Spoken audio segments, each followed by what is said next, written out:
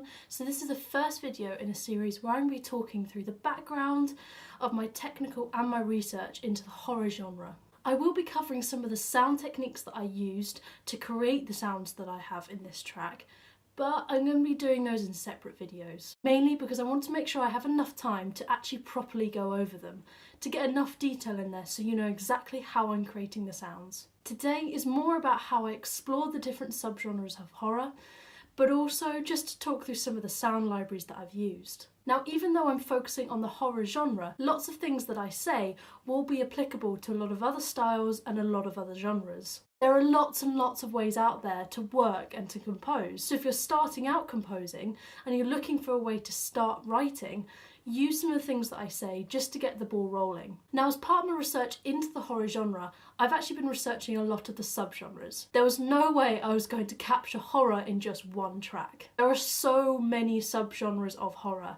I obviously couldn't go into every single one of those subgenres, so I narrowed it down to 3 of them. This way it meant that I could allow my time to really sort of focus on those genres and to create some really good content, rather than spreading myself too thin over lots of subgenres and ending up with sort of crappy, undone pieces. Now, the particular subgenre we're going to be looking into today is the psychological haunting subgenre.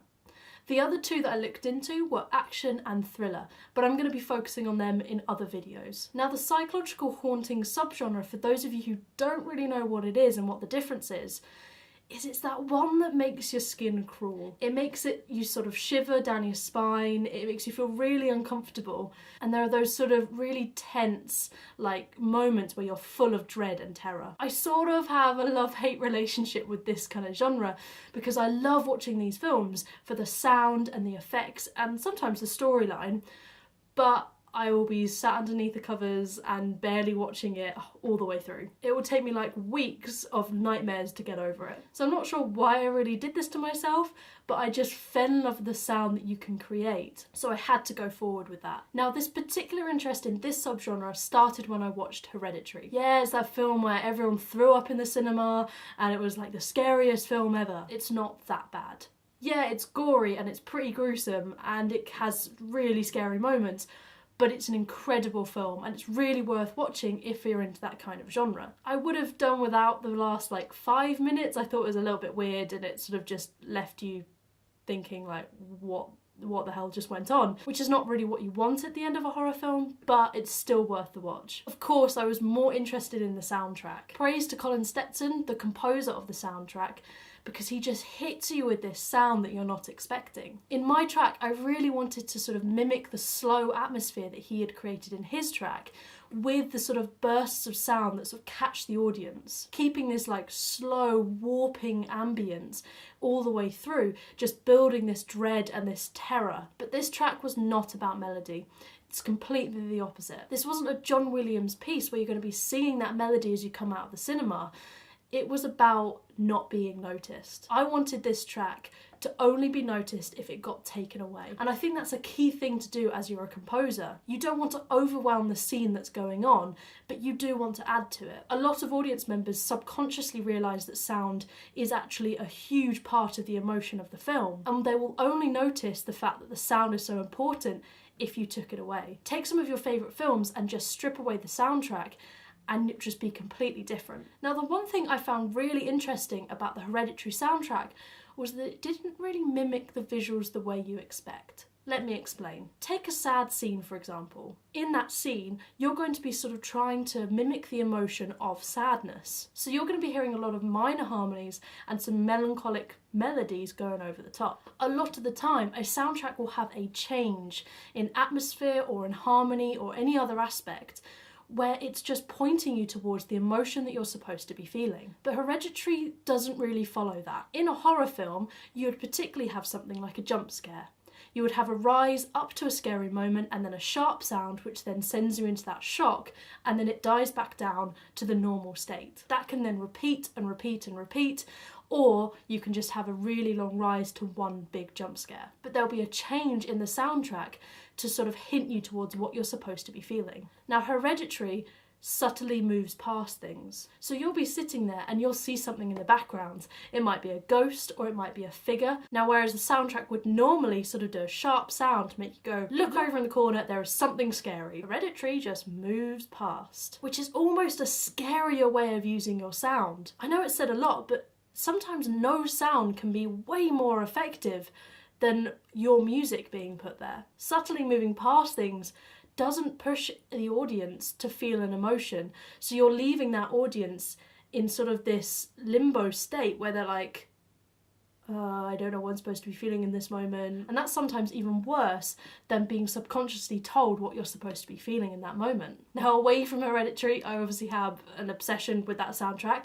I'm actually going to just mention a few notable TV shows and films that were also in the psychological haunting subgenre. To give you some context, TV shows like American Horror Story, Black Mirror, and also Haunting of Hill House do touch on the psychological haunting subgenre. Most particularly is the Haunting of Hill House series on Netflix. Whether they'll go a completely new direction, almost like the American Horror Story style where each series is different, or if they'll keep the same characters, I'm not sure, but I'm really interested to see what they do with that. But the soundtrack is very, very minimal. It's more sound design based. You don't get a lot of instrumentation. Well, instrumentation in the traditional sense. They're really clever by having these delicate, intricate moments followed by this rise to this big jump scare. But then they also touch on, like Hereditary style, where they do move past things and they just leave people in this suspense. I really love also they have this almost juxtaposition style as well, where they use these modern songs throughout. And that's something that you've really got to think about. You've got to make it sound interesting. Think about a few things. Is it making you feel the emotion that you want it to? Because if it's making you feel a certain emotion, it's probably going to make other people feel that too. For example, in the horror track, does it scare you? Does it make you feel uncomfortable? So a lot of the time when I was working on this at like 3 o'clock in the morning, I would put it back to the beginning and I'd play it through. And then I'd realise that my heart was beating faster, I felt like people were watching me behind me, and I'd start getting freaked out. So I knew that something was working. Do you find things interesting when you're listening to them? You don't want it to sound boring, so take your own judgment as a baseline, and then maybe play it to a few other people. See if they get bored, see if they want something to change. Or in my case, you could maybe be an awful person and play your track at 1 o'clock in the morning. Play your psychological haunting track to your boyfriend who's scared of horror movies. Yeah, I'm really not a very nice person, but it did get me some good feedback.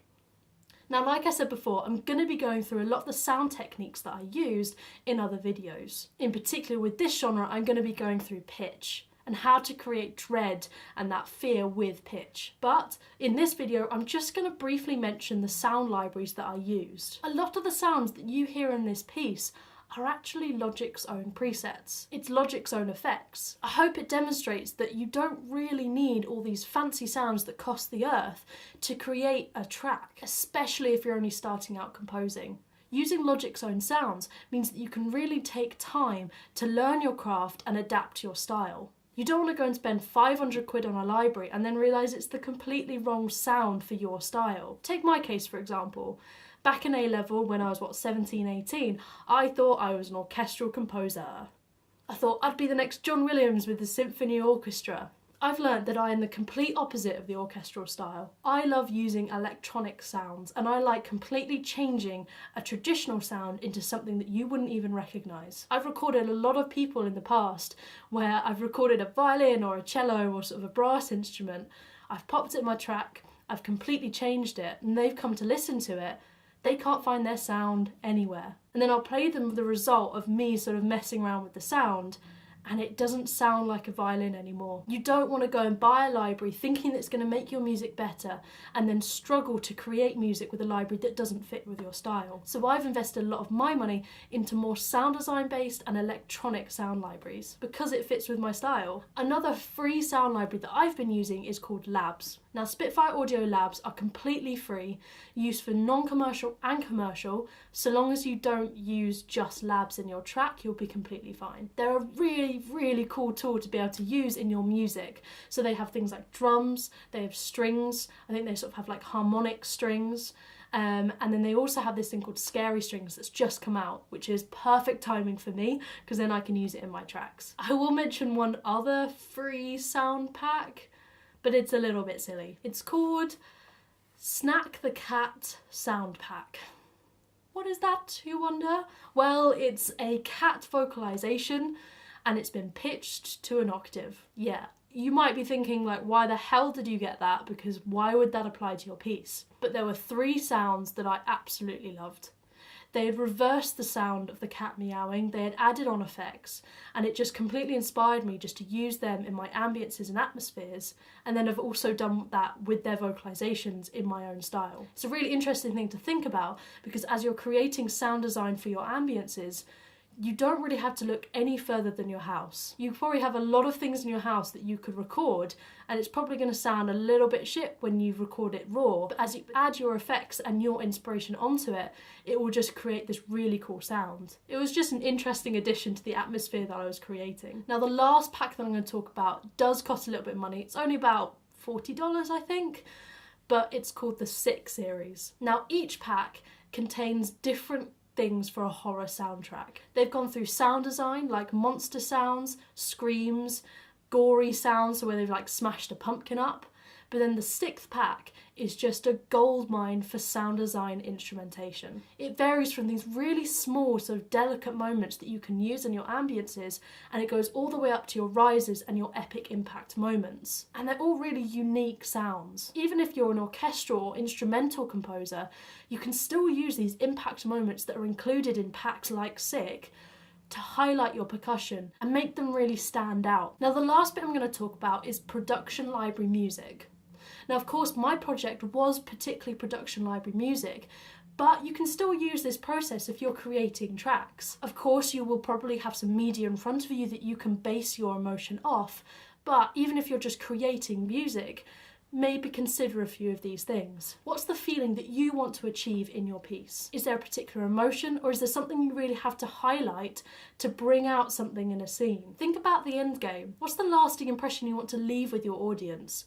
It's probably the most important thing to think about. What's that end feeling going to be? For example, in this piece, I knew I wanted a snappy, abrupt ending. So I started with the end and knew that that was a certain moment. I wanted this crush of noise and sound to leave with the listener. I wanted to increase their heart rate, I wanted to make them feel scared, and then I wanted to cut it all out and just leave them thinking, what the hell just happened?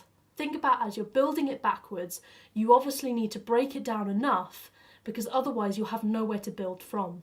If you start with the loudest moment that you think you're going to have, it might make it easier to then break it down. But of course, that's only one way of doing it. If you're particularly writing for a film or TV show, maybe think about the journey that a character's going on. Is there maybe some influence in their backstory to help you along the way? Or if they're a main character, are you thinking of adding in a melody that particularly highlights them? You've got to really concentrate on what's going on in your film or your TV show to be able to portray the right emotion. Now, particularly with production library music, you probably want to keep it to the generic 3 to 4 minutes. If it's any longer than 3 or 4 minutes, you have to have a good reason of why it's gone on that long. Of course, there are exceptions, but think about the last time you listened to a piece that you didn't like. You probably press skip in the first 30 seconds to a minute, so the first minute has to be good, and then you have to build. Something has to change. You have to be constantly moving with your sound to be able to create a good impression for the listener. Otherwise, they're just going to switch off and they're going to get bored and then they'll be moving on.